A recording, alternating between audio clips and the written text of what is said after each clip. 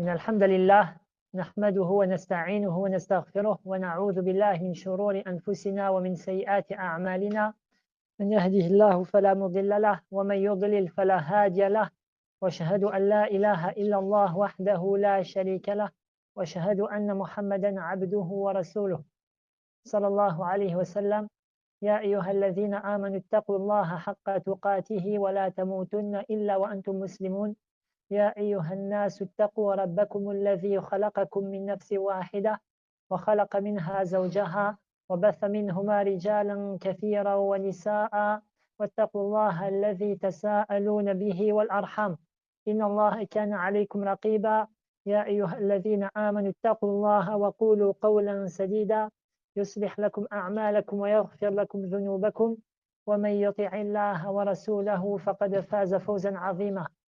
وبعد فإن أحسن الحديث كتاب الله، وخير الهدي هدي محمد صلى الله عليه وسلم، وشر الأمور محدثاتها وكل محدثة بدعة وكل بدعة ضلالة وكل ضلالة في النار.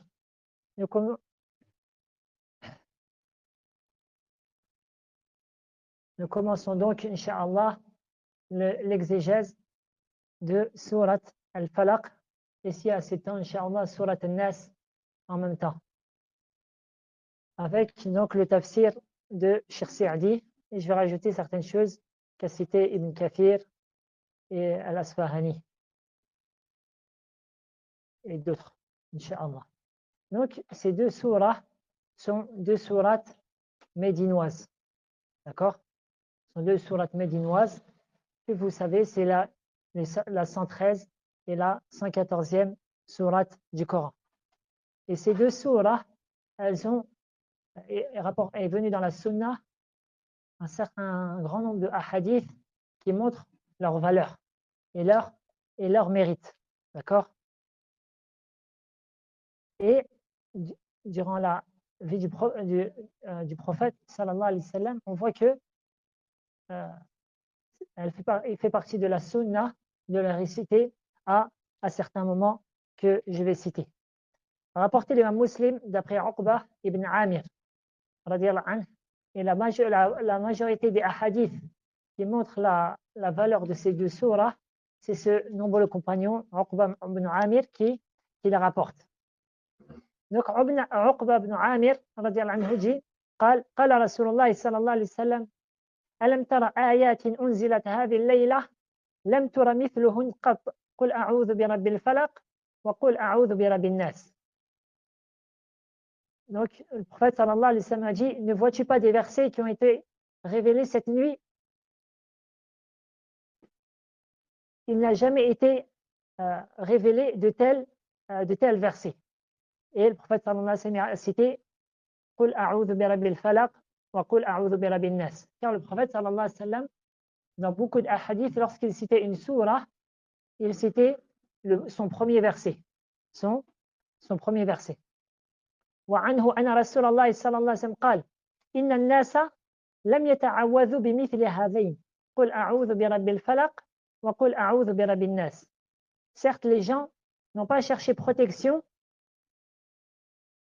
par une chose semblable à قل أعوذ برب الفلق et قل أعوذ برب الناس.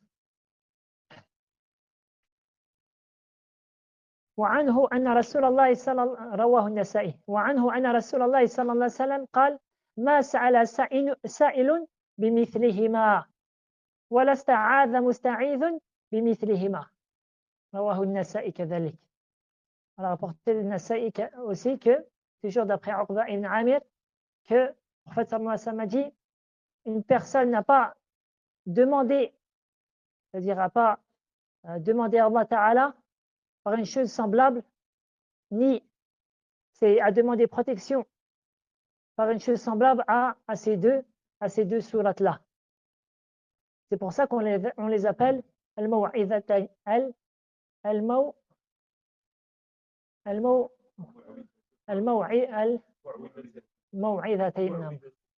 c'est-à-dire les deux, entre guillemets, les deux protectrices. وكذلك روى النسائي أن رسول الله صلى الله عليه وسلم قرأ بهما في صلاة الصبح.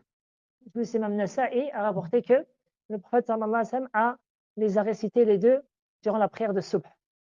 وعنه أن رسول الله صلى الله عليه وسلم قال له أو لا أن عقبة بن عامر قال لرسول الله صلى الله عليه وسلم أقريني سورة هود أو سورة يوسف. Donc Uqba ibn Amir, il a demandé au prophète sallallahu alayhi wa sallam, enseigne-moi surat Hud ou surat Yusuf, qui sont deux longues sourates. فقال صلى الله عليه وسلم لن تقرأ شيئا أنفع عند الله من قل أعوذ برب الفلق وقل أعوذ برب الناس. Et le prophète sallallahu alayhi wa sallam lui a dit, tu ne réciteras pas une chose préférable auprès d'Allah que قل أعوذ برب الفلق. Non, dans ce hadith-là, le prophète sallallahu alayhi wa sallam, il s'est limité à citer قل أعوذ برب الفلق. عفوا. وعنه, toujours d'après Uqba ibn Amir, le prophète sallallahu alayhi wa sallam a dit ألا أعلمك ثلاث سور لم ينزل في التوراة ولا في الإنجيل ولا في الزبور ولا في القرآن مثلهن. Le prophète sallallahu alayhi wa sallam a dit, n'est-ce pas que je vais t'enseigner 3 sourates qui, ni dans la Torah, ni dans l'Évangile, ni dans le Zabour, et ni dans Al-Furqan, Al-Furqan qui est un des noms du Coran, qui signifie le discernement, donc ni dans la Torah, ni dans l'Évangile, ni dans le Zabour, et ni dans le Coran, a été révélé de semblable. قل هو الله أحد وقل أعوذ برب الفلق وقل أعوذ برب الناس. روى النسائي أن رسول الله صلى الله عليه وسلم قال إذا صليت فقرأ بهما. Que le messager d'Allah sallallahu alayhi wa sallam a dit, lorsque tu pries, récite-les, c'est-à-dire قل أعوذ برب الفلق وقل أعوذ برب الناس.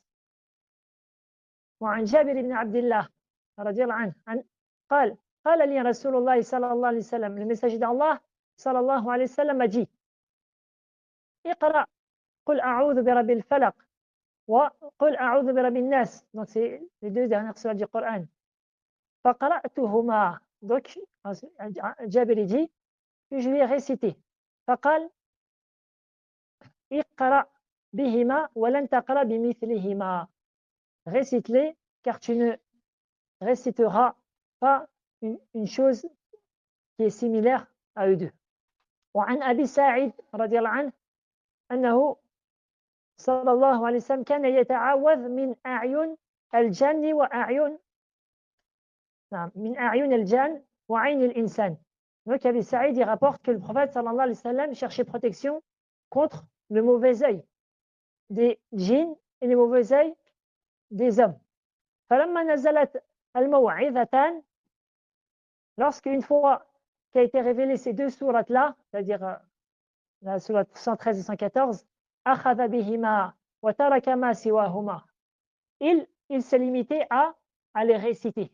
Et il a délaissé autre que cela. C'est-à-dire, il ne demandait plus à Allah tabaraka wa ta'ala, oh Allah, préserve-moi contre les mauvais œils des djinns et des hommes, mais il se limitait à la réciter.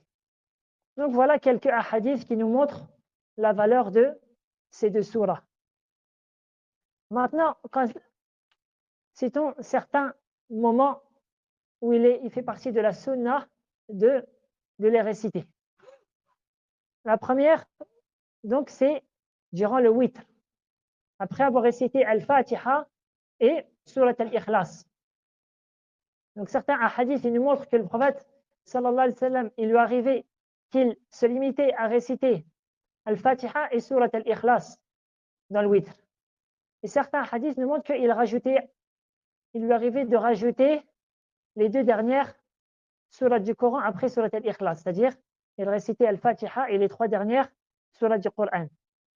Le deuxième moment, c'est après chaque prière obligatoire dans la journée, la réciter avec Al-Ikhlas, une fois chacune.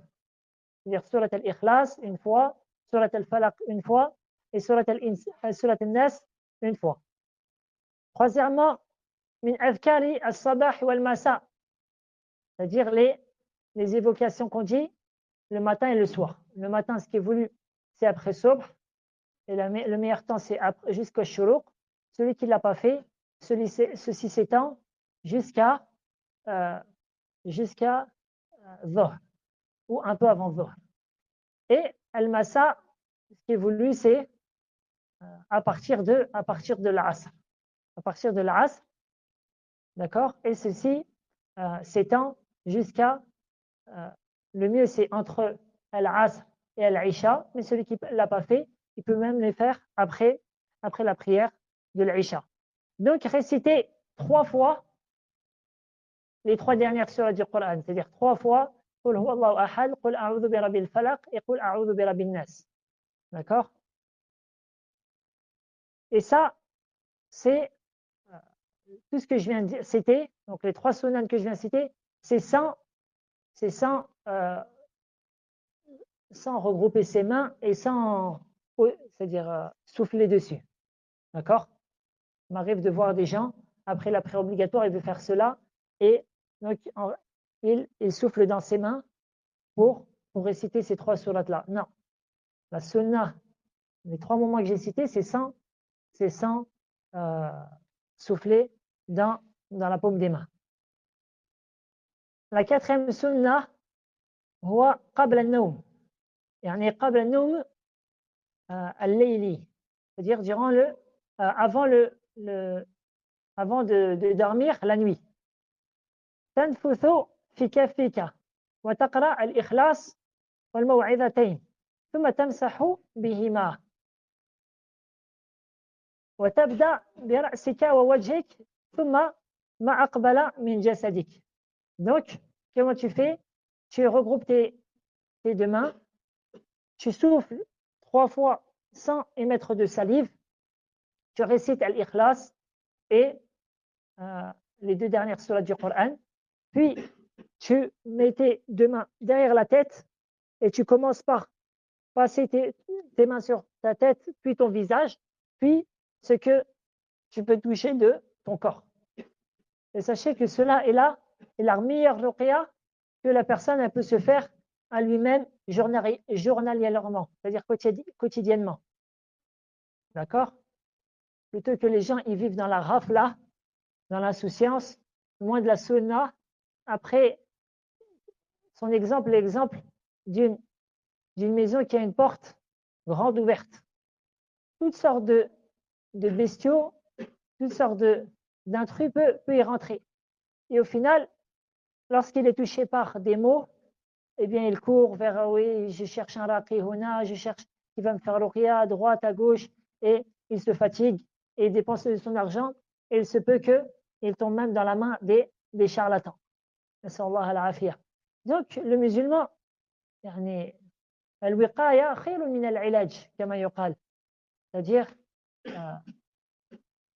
prévenir est meilleur que guérir. Donc, le musulman, il prend cette habitude-là.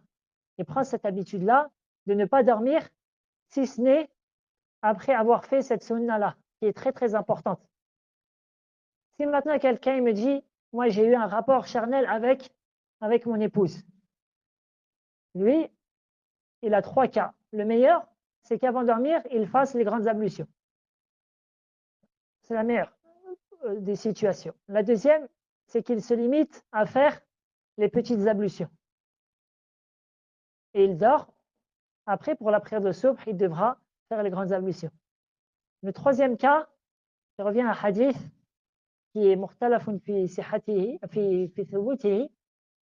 Donc, Ibn Abd al-Hadi dit que la majorité des savants disent qu'il n'est pas thabit, mais Cheikh Al-Albani et Cheikh Al-Abbad, ils voient que c'est un hadith qui est hassan, c'est que tu dors ni en ayant fait les grandes ablutions, ni les petites. Mais quoi qu'il en soit, c'est que la parole la plus forte des savants, c'est que tu ne récites pas le Coran quand tu es en état d'impureté majeure. Si ce n'est, les gens de science, ils donnent l'exception pour les adhkar. Lorsque tu cites le Coran, c'est-à-dire tu les cites en tant que évocation, cherche par cela la protection d'Allah tabaraka wa ta'ala. Donc, même si tu es dans le troisième cas, ni tu as fait les grandes ablutions, ni les petites, ceci ne t'empêche pas de faire cette sunna-là, alhamdulillah. Et le cinquième moment que je citerai, fait partie de la sunna de réciter cette sunna-là, ce qu'a rapporté l'imam Malik, rahimahullah, ou al-Bukhari, an Aisha, radiyallahu anha, anna Rasulallah sallallahu alayhi wa sallam, kana idha ishtaka, yaqra ala nafsihi bil maw'idhatayn. Donc lorsqu'il tombait malade, il récitait sur lui-même, le prophète sallallahu alayhi wa sallam, il récitait sur lui-même les 2 dernières sourates du Coran. Wa yanfuthu, et il soufflait sur lui-même. Falamma washtadda waja'uhu, c'est-à-dire lorsque sa maladie elle a augmenté, kuntu, donc c'est Aïcha qui parle, kuntu aqra alayhi, je récitais sur lui. Wa amsahu biyadihi alayhi raja'a barakatiha. Donc elle récitait sur lui ces deux sourates-là, et elle le touchait avec sa main, ici, wa amsahu biyadihi, et je touchais sa main, c'est-à-dire Aïcha, elle touchait la main du prophète sallallahu alayhi wa sallam en espérant la bénédiction de ces 2 sourates-là. Donc on débute, Inch'Allah, l'explication de Surat al-Falaq. Cheikh Saadi donc a cité la sourate complète au début.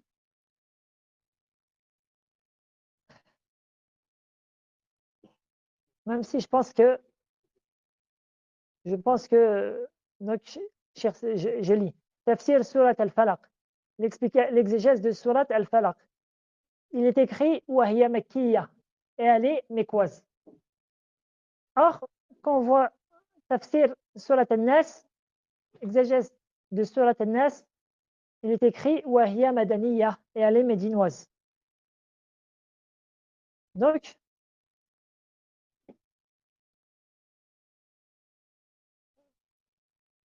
et après, celui qui a fait le tahqiq du livre, il dit Addaltu bi khatti mughayar fi ba ila Makkiya. Al-Muhim, est-ce que c'est le Cheikh Saadi, c'est lui qui a, c'est-à-dire, qui s'est trompé, c'est-à-dire il lui est arrivé, il s'est trompé, ou est-ce que c'est celui qui a retranscrit le livre? Quoi qu'il en soit, Ibn Kathir, il dit qu'elles sont médinoises. Et comme on a vu, elles ont été révélées en même temps, les deux sourates. Mais ce n'est pas possible qu'une, elle soit mécoise et que l'autre, elle soit médinoise. Donc, ce sont 2 sourates médinoises, alhamdulillah.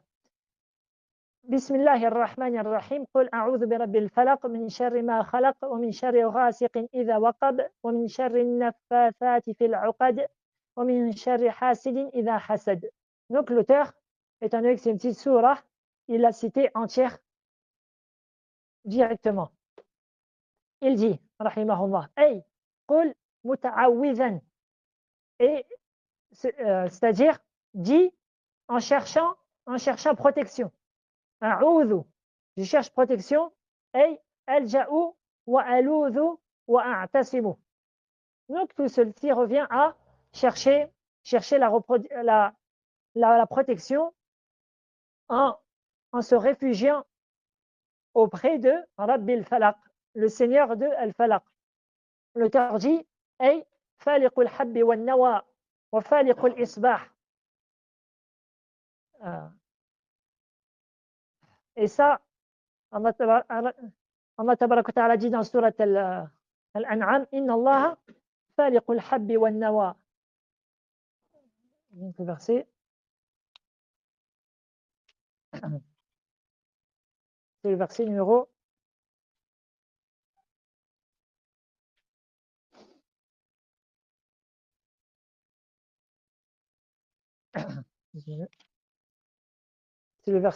95. C'est Allah qui fait fondre la graine et le noyau. Et donc, Cheikh Saadi dit, qu'est-ce qui est voulu par Rabbil Falaq? C'est celui qui fait fondre donc le al-habbi wan nawa, c'est-à-dire la graine et le noyau, et donc qui fait fondre l'aube. Maintenant, voyons plus en détail ce qu'a dit Ibn Kathir, rahimahullah ta'ala, pour savoir qu'est-ce que al-falaq. Il y a trois grandes paroles des gens de science des exégètes sur Al-Falaq. La première, qui est la plus connue, وقول Jabir ibn Abdillah wa ibn Abbas wa ghayruhuma. Donc c'est la parole de Jabir et de Ibn Abbas et d'autres. C'est que c'est subh, c'est-à-dire c'est l'aube naissante. Donc tu demandes la protection auprès du Seigneur de l'aube naissante. وهي كقوله فالق الإصباح. Et il est comme la parole du Très-Haut, فالق الإصباح, donc celui qui fait fendre l'aube naissante. L'aube naissante. Pourquoi? Parce que lorsque apparaît al-subh, donc al-subh al-fajr al-sadiq, donc il s'étend de manière horizontale. De manière horizontale. Et c'est comme si il y avait un coup qui avait été donné dans le ciel. Et qu'ainsi, la lumière, elle s'ouvre petit à petit de manière horizontale, puis elle s'étend, et plus le soleil monte, et plus, c'est-à-dire la lueur de la journée apparaît, jusqu'à que le soleil apparaisse complètement. Donc ça, c'est la première explication. Et il a été rapporté aussi que Ibn Abbas a dit Al-Falaq, c'est Al-Khalq, c'est-à-dire la création. Il dit, je cherche protection auprès du Seigneur de la création. Et la troisième, qui a été rapportée par certains tels que Ka'b al-Ahbar, Zayd ibn Ali et d'autres, que Al-Falaq, c'est un endroit en enfer. Baytun fi Jahannam, c'est-à-dire une maison dans l'enfer. Idha futiha saha jami'u ahli an-nar. Lorsqu'elle s'ouvre, lorsque sa porte s'ouvre, l'ensemble des gens de l'enfer se met à crier. Min shiddati harrihi, de par son immense chaleur. D'accord? Et la parole qu'a choisi l'imam al-Bukhari et l'imam al-Tabari et Ibn Kathir, c'est la première qui est la plus connue, à savoir qu'Al-Falaq, c'est l'aube. C'est l'aube naissante. Cheikh Saadi dit ensuite Min sharri ma khalaq. Wa hadha yashmalu jami'a ma khalaq Allah min insin wa jinnin wa hayawanat. Et ceci englobe l'ensemble, donc avant tout, contre le mal des êtres qu'il a créés. Et donc, Cheikh Saadi dit, ceci englobe l'ensemble de ce qu'Allah Ta'ala a créé comme hommes et djinns et comme animaux. فَيُسْتَعَاذُ بِخَالِقِهَا مِنْ شَرِّ الَّذِي فِيهَا. On cherche donc protection auprès de leur créateur, contre le mal que ces créatures contiennent, contre le mal qu'ils contiennent. ثم خص بعدما عام فقال. Donc ce deuxième verset, vous voyez qu'il est général contre le mal de ce qu'il a créé. Entre dedans donc l'ensemble, le mal de l'ensemble des créatures. Donc ça c'est de manière générale. ذكر العام. Puis après cela خص بعض أفراد العام. Certaines choses vont être spécifiées, d'accord, de la généralité du deuxième verset. ومن شر غاسق إذا وقب. Donc qu'est-ce que cela signifie? Je vais lire ce qu'a dit Al-Asfahani. غسق الليل هو شدة ظلمته. Qu'est-ce que veut dire غسق الليل? C'est lorsque la nuit, elle arrive à sa profondeur. La profondeur de la nuit. Lorsque la nuit, elle est très ténébreuse. Elle est très ténébreuse. D'accord? Car les Arabes, ils donnaient un nombre de noms à la nuit, en fonction de est-ce que c'est le début de la nuit, est-ce que c'est la moitié de la nuit, est-ce que... Donc, Rasaqul Layl, c'est lorsque il y a la profondeur de de la nuit. Donc on reprend. وَمِنْ شَرِّ غَاسِقٍ إِذَا وَقَبَ. Mujahid rahimahullah dit غَاسِقُ اللَّيْلِ إِذَا وَقَبَ غُرُوبُ الشَّمْسِ. إِذَا وَقَبَ قال قتادة إِذَا ذهب. طيب. وقال ابن عباس وقتادة وغيرهم إنه الليل إذا أقبل بظلامه. Donc, qu'est-ce que veut dire cela? ومن شر غاسق إذا وقب. Et lorsque la profondeur de la nuit donc approche, et إذا وقب غروب الشمس إذا ذهب. Donc, et lorsque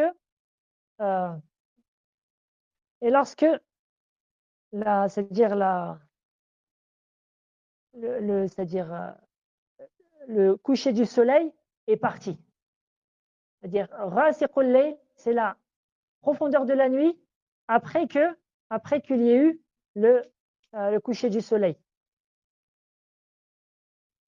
Et donc Ibn Abbas et Qatada disent c'est la nuit lorsque elle est profonde dans ces ténèbres. Donc ça c'est la parole la plus connue des gens de science. وقال آخرون النجم الغاسق. C'est-à-dire lorsqu'apparaît les étoiles dans le ciel. وفي حديث مرفوع لا يصح. Il y a en cela un hadith du prophète sallallahu alayhi wa sallam, mais il n'est pas authentique. وقال آخرون هو القمر. Certains ont dit que al-ghasiq, c'est quoi? C'est la lune, lorsqu'apparaît la lune. Il y a en cela un hadith qui a rapporté At-Tirmidhi. Il a dit Hassan Sahih, Aïcha radiallahu anha, قالت أخذ رسول الله صلى الله عليه وسلم بيدي. Le messager d'Allah sallallahu alayhi wa sallam a pris ma main. A pris ma main, et on prend de cela que ce n'est pas, comme certains le pensent, il ne fait pas partie de soi-disant la virilité, le fait c'est-à-dire de s'éloigner de sa femme lorsqu'elle marche, ou de ne jamais la prendre par sa main. Non, il n'y a pas de mal à prendre ta femme par sa main. D'accord? Cependant, ne la prends pas par comment on appelle ça? Par sa taille. Pas quelque chose qui se fait en public. Pas quelque chose qui se fait en public. C'est bon à savoir. Tu vois, des gens, ils viennent à Médine, ils viennent à Mecca, ils font cela. Non, ne fais pas cela. Barakallahu fik. Bref, il l'a pris par sa main. Fa'arani al-qamar. Et il m'a montré la lune. Hina yatlu'u. Lorsque, donc, elle était apparente. وقال تعوذي بالله من شر هذا الغاسق إذا وقب. Il lui a dit, cherche protection auprès d'Allah contre le mal de ce ghasiq إذا وقب. D'accord? Maintenant, Ibn Kathir, rahimahullah ta'ala, a rassemblé ces trois paroles. Quelles sont ces trois paroles que je vois, c'est celui qui suit? Quelles sont les trois paroles sur le ghasiq qu'on a cité, que je viens de citer? Hein? Voilà, ça c'est la première. Lorsque la nuit est profonde. Lorsque les étoiles elles apparaissent. Non. La troisième. La lune. La lune, lorsque la lune elle est apparente. Ibn Kathir dit قال أصحاب القول الأول وهو أنه الليل إذا ولج. Tout cela montre que c'est lorsque est bien entrée la nuit. هذا لا ينافي قولنا. Et ce qui a été cité, les autres paroles ne nous contredisent pas. لأن القمر آية الليل ولا يوجد له سلطان إلا فيه. Car la lune, c'est un des signes de la nuit. Et tu ne la trouveras que durant la nuit. وكذلك النجوم لا تضيء إلا في الليل. De même que les étoiles, elles n'illuminent pas que durant la nuit. فهو يرجع إلى قولنا. Donc ceci revient à notre parole, c'est-à-dire que c'est la nuit profonde. Et ça c'est bon de savoir ça quand on lit des tafsirs des pieux prédécesseurs. Celui qui médite, il voit que la plupart des tafsirs des pieux prédécesseurs, lorsque tu vois une divergence, c'est min babi tafsir et tanawwu', c'est-à-dire qu'il cite un exemple qui va te faire comprendre un sens qui est plus large. Par exemple, eux, ils ont dit c'est lorsque l'étoile apparaît. D'autres, ils vont te dire c'est lorsque la lune apparaît. Ils veulent te faire comprendre que donc c'est durant la nuit. D'accord? Lisons ce qu'a dit Cheikh Saadi Al-An.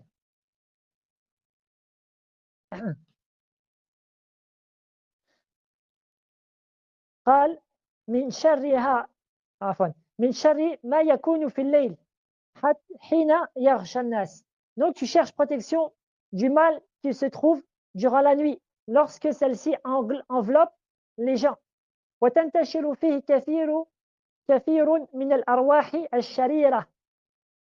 Et se disperse durant la nuit un grand nombre d'âmes mauvaises. والحيوانات المؤذية, et d'animaux qui sont nuisibles.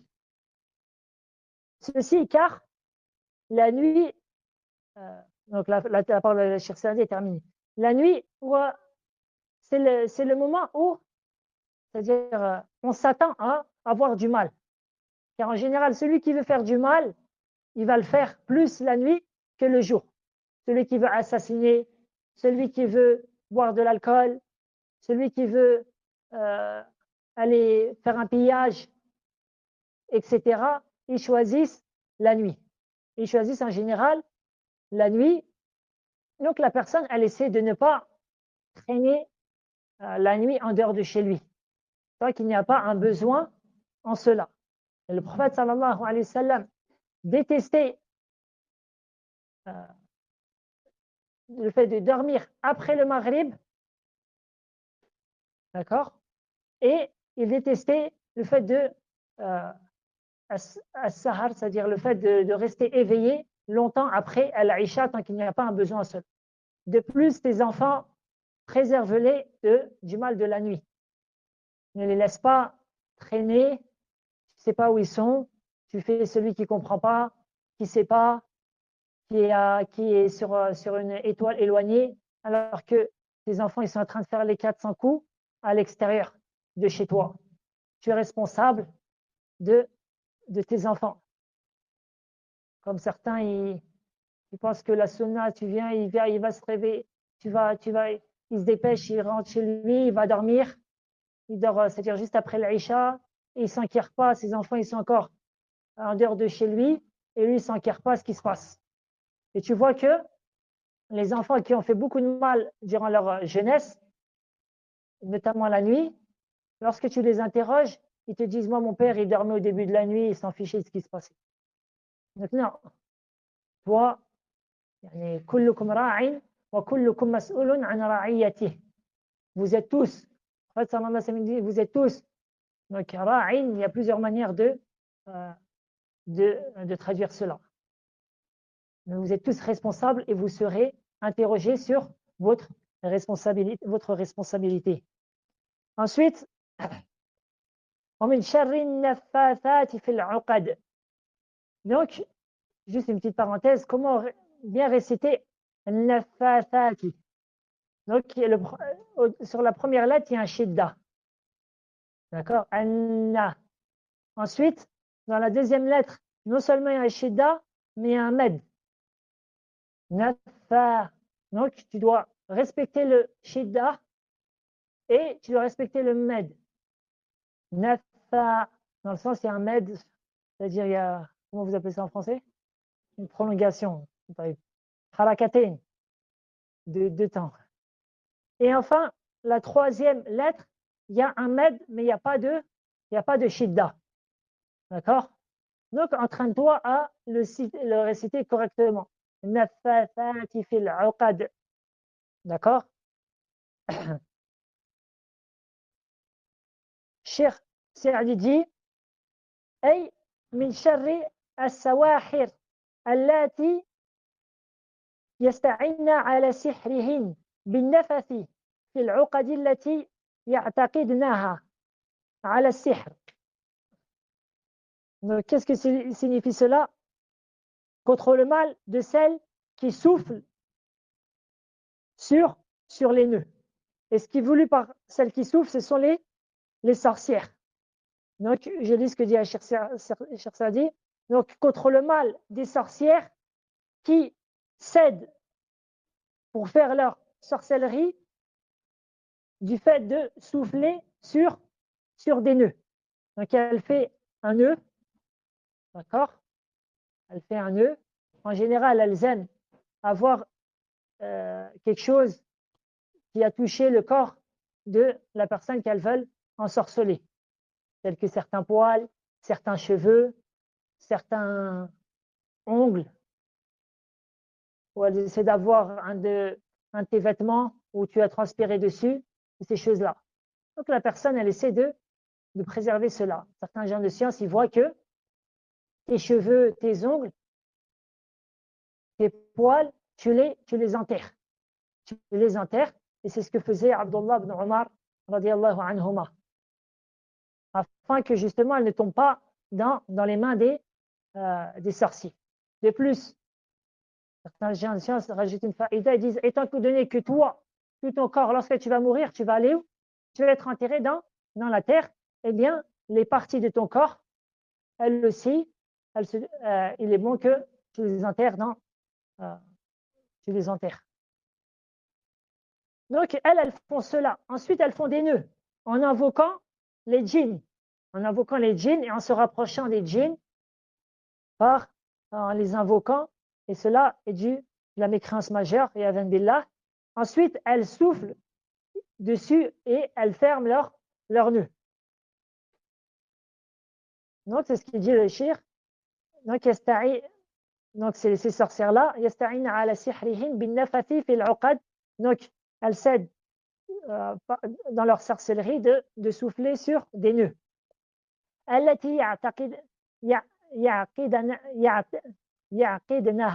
Donc, après les avoir c'est-à-dire serrés, dans la sorcellerie. Maintenant, je pose une question. Là, Allah Ta'ala dit nafathati, c'est-à-dire celles qui font la sorcellerie, c'est-à-dire les sorcières. Est-ce que donc entre dans ce verset-là juste les sorcières ou entre aussi les sorciers? Non.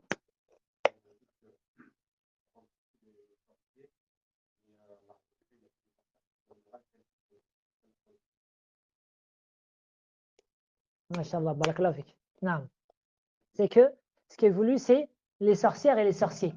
Et ici a été cité les sorcières car c'est elles, en général, c'est plus les femmes qui sont enfin, parmi ceux qui pratiquent la sorcellerie, il y a plus de femmes qui pratiquent la sorcellerie que les hommes.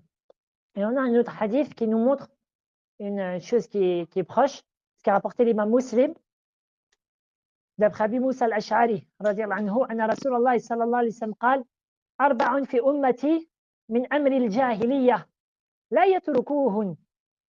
Donc, 4 choses de l'ordre de l'époque anti-islamique ne sera pas laissées par ma communauté. Al-fakhru fil ahsab, c'est-à-dire se vanter de sa ligne de parenté. Wa ta'nu fil ansab, diffamer la filiation, c'est-à-dire d'une personne, d'un tel ou d'un tel. Troisième chose, wa l'istisqa bin nujum, c'est-à-dire chercher la pluie à travers les constellations. Et la quatrième, wa niyaha, et là, la lamentation, c'est-à-dire sur les morts ou sur ceux qui ont disparu, etc. Ensuite, le prophète sallallahu alayhi wa sallam a dit an-na'ihatu idha lam tatub qabla mawtiha tuqamu yawm al-qiyamati wa 'alayha sirbalu min qatiran wa dir'un min jarab. Sallallahu alayhi wa sallam. Donc, ensuite, le prophète sallallahu alayhi wa sallam dit, et la pleureuse, la pleureuse, an-na'ihatu, celle qui se lamente sur donc un mort, la pleureuse, si elle ne se repent pas avant de mourir, elle sera ressuscitée le jour de la résurrection avec une tunique de goudron et un vêtement qui lui donnera, c'est-à-dire la gale. Cheikh Ibn Baz dit, rahimahullah, yakunu hadha ashadda fi ishti'al an-nar wal 'adhab. Ce vêtement-là, afin que lorsque il va encore plus, c'est-à-dire alimenter le feu, et le châtiment il sera plus douloureux. Car le goudron, c'est quelque chose que lorsqu'il y a une forte chaleur, il devient liquide, il fond. Et donc, il va coller la peau de la personne qui a fait cela, Yadhan Billah. Donc, il y a en cela la ferme interdiction de se lamenter sur les morts, comme le fait de se frapper le visage, de crier, d'insulter, a'udhu billah, Malik al-Maut, de se déchirer les vêtements, etc. Mais pourquoi j'ai cité ce hadith-là? Parce que le prophète sallallahu alayhi wa sallam a dit An-na'ihatu, la pleureuse. Pourquoi le prophète sallallahu alayhi wa sallam l'a cité, c'est-à-dire la pleureuse? Car les femmes sont plus éprouvées par cela que les hommes. Même si un homme faisait cela, il aurait le même châtiment. Et entre cela, une question dans Usul al-Fiqh, dans les bases de la jurisprudence, lorsqu'un texte cite les femmes, est-ce que ce qui est voulu, c'est les hommes? Est-ce que les hommes, ils entrent dedans aussi ou pas? D'accord? Donc, les savants divergent et la parole de savants est longue, mais ce verset-là et ce hadith-là, il nous prouve que les hommes, ils rentrent aussi dans le texte, tant qu'il n'y a pas une chose qui prouve que ce texte est particulier aux femmes. Tant qu'il n'y a pas une chose qui nous prouve que ce texte est particulier aux femmes, tel que le hadith qu'a rapporté l'imam Muslim d'après Abdullah ibn Omar, le prophète sallallahu alayhi wa sallam dit Ma ra'aytu min naqisati aqlin wa din aghlaba li dhi lubbin minkun. Je n'ai pas vu de gens qui ont un manquement dans leur raison et dans leur religion, et que malgré tout, ils sont plus forts, c'est-à-dire ils arrivent à triompher, à prendre le dessus d'une personne qui est douée de raison que vous, en parlant des femmes. Et une femme donc qui était intelligente a dit au prophète sallallahu alayhi wa sallam, Ya Rasulallah, ma nuqsanu al-aqli wa ad-din. Quel est là le manquement dans la raison et dans la religion? قال أما نقصان العقل فشهادة مرأتين تعدل شهادة رجل. Tandis que le manque dans la raison, c'est que le témoignage de deux femmes équivaut à celui d'un homme. C'est-à-dire, par exemple, si toi tu as besoin de t'endetter avec une personne et que tu ne trouves pas deux témoins hommes, alors Allah Ta'ala nous a pris فإن لم يكن شاهدين. Donc s'il n'y a pas deux hommes, ça sera un homme et deux femmes. D'accord? Et ça c'est donc dans les mu'amalat al-maliya, dans les transactions, même s'il arrive que le témoignage d'une femme, elle prenne le dessus sur le témoignage d'un homme. C'est-à-dire que même le témoignage d'une femme, il prend le dessus sur le témoignage d'un homme. Qui peut me donner un exemple? Et devant le qadi, c'est-à-dire le cadi, comme ils disent en français, eh ben, le témoignage d'une femme, elle aura le dessus sur le témoignage d'un homme. Non.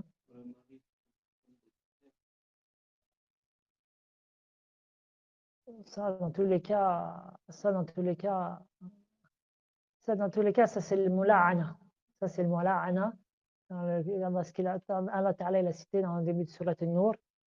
Ça, c'est un autre cas. C'est un peu plus compliqué.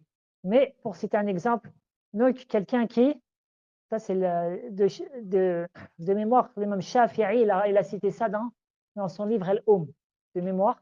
Et il y a eu un cas à l'époque de Cheikh Abdullah Aziz bin Baz, et il avait fait la fatwa avec donc elle avait la parole de ce qu'avait dit Shafi'i, c'est que si un homme il s'est marié avec une femme et il l'a divorcée une fois, puis deuxième fois, puis troisième fois. À ce moment-là, le cadi, donc, il sépare entre l'homme et la femme et il ne peut plus se marier avec elle jusqu'à que cette dernière, sa femme, elle épouse un autre homme. Jusqu'à ce qu'elle épouse un autre homme et qu'il y ait la relation charnelle et qu'il la divorce. Une fois qu'il a divorcé, alors le premier mari, il peut se marier avec elle. Jusqu'à là, vous suivez ou pas? D'accord. Maintenant, s'il se passe cela, donc le deuxième mari, il la divorce, mais il dit, il n'y a pas eu d'acte charnel entre nous. C'est-à-dire, il veut, entre guillemets, il veut pas qu'elle se remarie avec son premier mari, donc il dit, il n'y a pas eu d'acte charnel entre nous. Et la condition, c'est que Allah Azza wa Jalla a cité dans Surat Al-Baqarah qu'il y a eu un acte charnel. Et elle dit, s'il y a eu acte charnel. Et ça, le cadi, il n'y a pas moyen de vérification. Et bien à ce moment-là, il prend la parole de la femme et le mariage du premier, il est valable. Bref, ensuite dans le hadith, فهذا نقصان العقل, tel est le manque dans la raison. وتمكث الليالي ما تصلي وتفطر في رمضان فهذا نقصان الدين. Et donc, les femmes, elles restent des nuits sans prier à cause des menstrues, des lochis, et elles rompent le ramadan à cause de la même chose. Tel est le manque dans la religion. Donc ce hadith-là, il nous montre que ce qui est voulu, c'est les femmes en particulier, étant donné qu'il y a une preuve qui nous montre que ce qui est voulu au début du hadith, ce sont les femmes en particulier. Et ensuite, Allah Ta'ala dit dans le dernier verset, ou pour revenir, pour finir sur cela, et ceci montre, c'est parmi les choses qui nous montrent que ce qui est voulu par An-Nafathat, c'est les sorcières, mais entre dedans les sorciers, c'est que c'est qui avait ensorcelé le prophète sallallahu alayhi wa sallam? Comment il s'appelait? Labib ibn A'sam. Labib ibn A'sam, qui était un juif, et certaines versions dans le Bukhari nous montrent que c'était un munafiq, c'est-à-dire qu'il avait fait semblant d'entrer en islam. Aïcha dit, كان رسول الله صلى الله عليه وسلم سحر حتى كان يرى أنه يأتي النساء ولم يأتيهن. Ça c'est important. Donc Aïcha dit que le messager d'Allah sallallahu alayhi wa sallam, il a été ensorcelé. Mais quelle était cette sorcellerie? Il voyait c'est-à-dire il pensait avoir eu certains actes charnels avec certaines de ses femmes, tandis qu'il ne les avait pas eus. Et ceci a duré 6 mois jusqu'à qu'Allah tabaraka wa ta'ala tu peux pas fermer la porte, il va faire lourd. Il va faire lourd si. Donc le prophète sallallahu alayhi wa sallam, donc cela ça a duré durant 6 mois. Et donc pourquoi je cite cela? Car c'est une sorcellerie qui n'a pas touché le prophète sallallahu alayhi wa sallam dans ce qui lui est révélé, ni du Coran, ni de la Sunna, ni une quelconque chose qui revient à la révélation, aux ordres que le prophète sallallahu alayhi wa sallam il prodiguait. C'est quelque chose qui lui a été mauvais dans sa vie privée. D'accord? Et les gens de la Sunna disent que as-sihr lahu haqiqa, lakin la yu'athiru illa bi'idhnillahi al-kawni. C'est-à-dire que la sorcellerie est une chose véritable. C'est une chose véritable. Cependant, elle peut avoir des faits que par la permission d'Allah al-kawni, c'est-à-dire universelle. Allah tabaraka wa ta'ala dit وما هم بضارين به من أحد إلا بإذن الله. Allah tabaraka wa ta'ala dit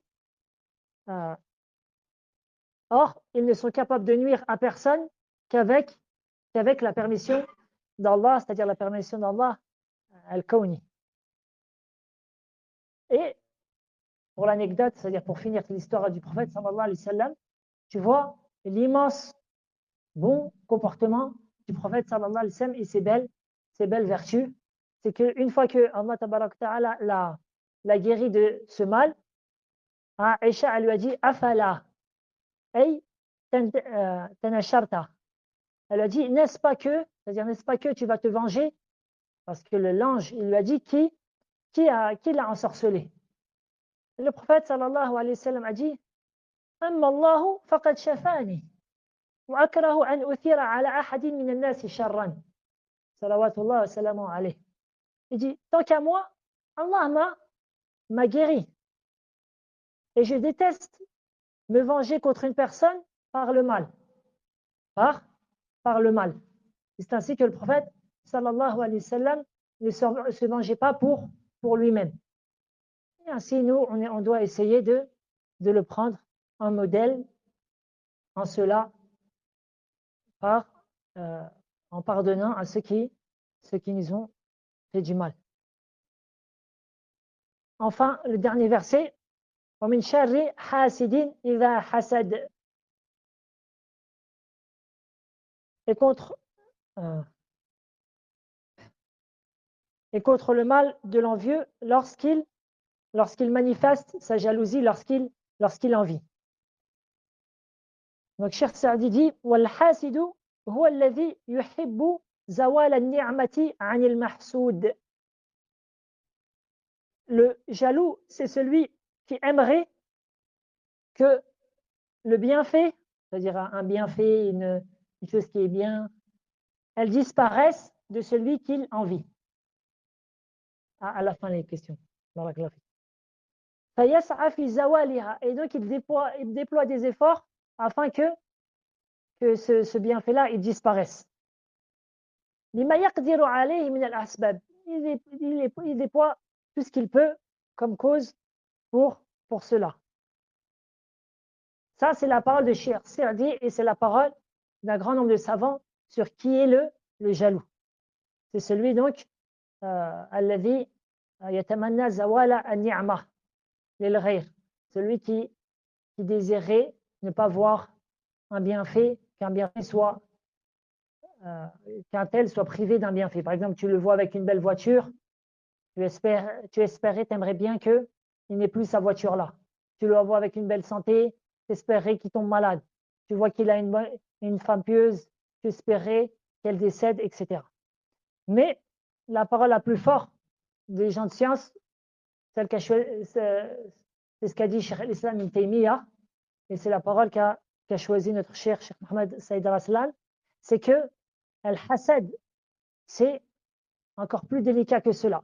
C'est al-karahatu lima yarahu min husni hal al-mahsoud. C'est-à-dire que tu détestes voir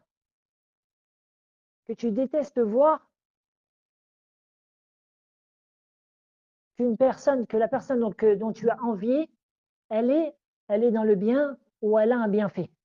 Juste le fait de détester cela, alors tu l'as envie. Ensuite, Cheikh Saïd al-Hassan, il dit celui qui espère zawaluhu, c'est-à-dire qui espère que ce bienfait-là disparaisse, lui, c'est quelqu'un qui est profondément dans la jalousie. Mais juste le fait que quand tu le vois passer avec une belle voiture, ça te fait mal au cœur.